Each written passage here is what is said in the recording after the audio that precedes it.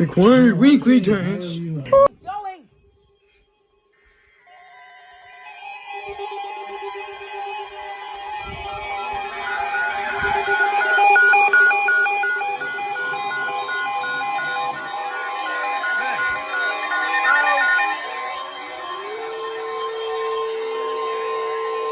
This is a test of the National Weather Service weather radio warning alarm for WWG56 for the Mahoney Valley listening area of northeast inland Ohio.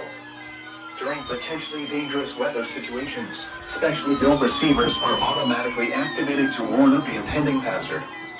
Tests of these receivers are normally conducted by the National Weather Service every Wednesday between 11 a.m. and noon. When there is a threat of or existing severe weather in the area, the test will be postponed until the following day.